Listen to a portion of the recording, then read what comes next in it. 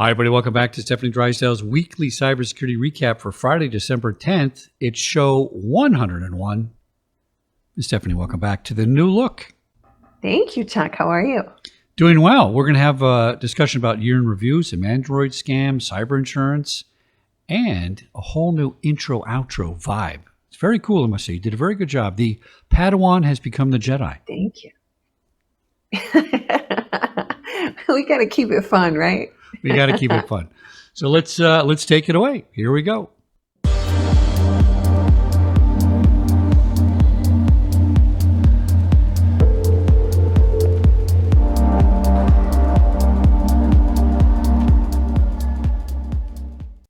So Security Boulevards shared a vast 2021 year in review.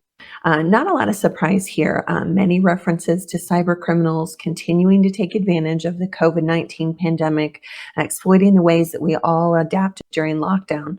Ransomware, crypto malware, and other scams continue to prevail. And on the mobile side, adware and fleeceware were among the top threats. So 38% increase in the ransomware attacks targeting consumers globally. Researchers saw a flood in sextortion scams with over 500,000 sextortion scams blocked. This campaign takes advantage of the increase of video conferencing services during the COVID-19 pandemic, falsely claiming to have accessed a user's device and camera. So users in several countries have also been receiving SMS messages linked to a banking Trojan called FluBot. So this impersonates a parcel delivery company in order to steal credentials and other personal data being targeted by tech support scams. These attacks trick victims into believing that their computer has been infected with malware and that their only recourse is to call a phone hotline for technical support, which in reality is unnecessary. So the phishing attacks continue to increase during 2021. Chances of businesses encountering phishing scams increased by 40% between June and October. So though the consumer remains the main target of this type of threat, the average risk ratio for them this year was 67% higher than for businesses, and it is growing rapidly. Cryptocurrency-focused scams and malware also increased this year, both for the purpose of mining as well as for stealing. Mobile threats continue to spread and diversify with lockdown restrictions. Adware still is the most significant threat on Android phones and tablets across the globe. So globally, 54.7% of mobile threats detected from January to September were adware.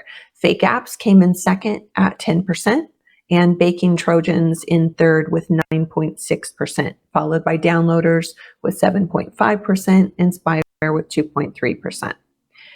Fleeceware apps also proved to be a serious concern. Avast discovered more than 200 new fleeceware applications on the Apple App Store and the Google Play Store. Those apps promised free trials, but ended up extracting hundreds of dollars from their users through subscription services. Cyber criminals continued to use social engineering and spread malware to get their hands on people's money, abuse technology such as stalkerware to violate people's privacy, or deceived vulnerable audiences into paying for fleeceware apps or unneeded tech support. Lots of information in this report, so make sure that you give it a peek. I'll be sure to link it for you all. So BTR.com shared dangerous Android scam drains your bank account with one phone call. This new version of malware is difficult to detect. So first, the threat actors are going to send an SMS text messages containing a link to a website that appears to be from your bank. So if you click on the link, you'll then be prompted to download an anti-spam app. The site also tells you that a bank operator will contact you soon to discuss the app that you're downloading. This is where the scam goes a little bit off-road from normal malware campaigns. Once you visit the site and enter your information, you'll then receive a call from a fraud operator, and that person will then attempt to sway you into downloading the malicious app using a variety of social engineering techniques to convince you that they work with your bank. Should you fall for it, you might end up installing an app that hackers can use to control your phone. As always, don't respond to any outreach, whether it's a call, a text, or an email.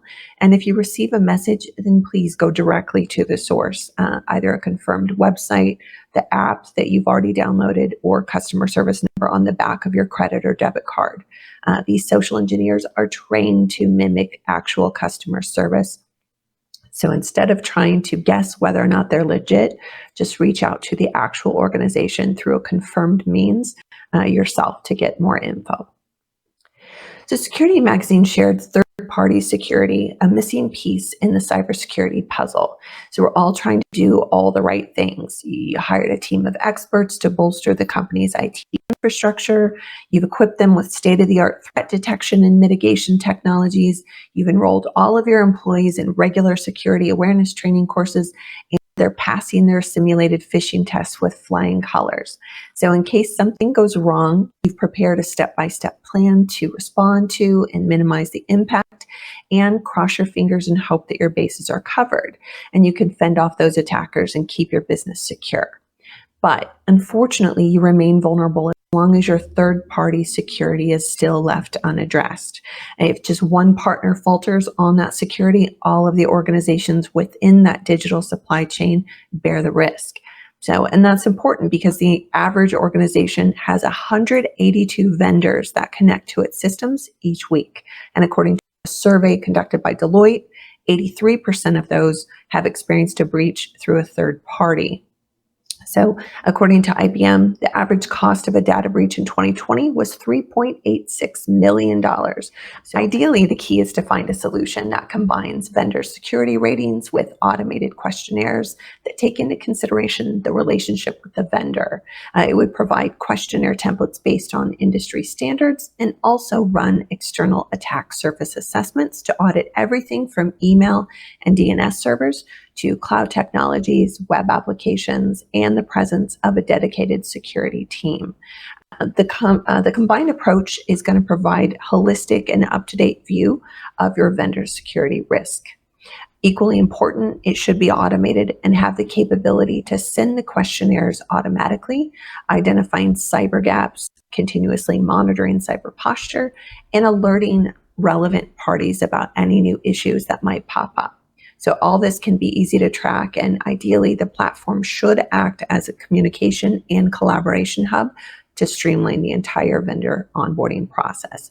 I know it's a lot, but definitely you don't want to spend all the time and effort to protect yourself only to leave that back door open. Heath Renfro shared the Register's article titled "Resistance is Cheap. Cloudflare, Mandiant, and PALS form Incident Response and Cyber Insurance Board." Cyber insurance premiums have been consistently increasing. So in response, Cloudflare is partnering with Mandiant, SecureWorks, and CrowdStrike in a rapid referral partnership for companies under attack. So Cloudflare claimed that with the insurance premiums increasing upwards of 50%, mainly hitting the small and medium enterprises that find themselves as the common target for these cyber attacks, they've decided to team up with insurance and InfoSec companies to form what it terms a cyber risk partnership program. It combines incident response, insurance, and mitigation, dangling the carrot of discounts on premiums to tempt the SMEs into signing up. So I'll be sure to link that one for you. This comes right after Lloyd's of London published a draft on potential new cyber attack insurance clauses that suggest state-backed attacks would no longer qualify for coverage. Lots of change in this space, ever evolving. Make sure you're reading your clauses and comparing apples to apples when you're looking at your cyber coverage. Really important. And that's what I have for you all this week. I hope everyone is well and gearing up for the holidays and able to take a little time off. So anyway, stay well, stay healthy, and I will look forward to seeing you all next Friday.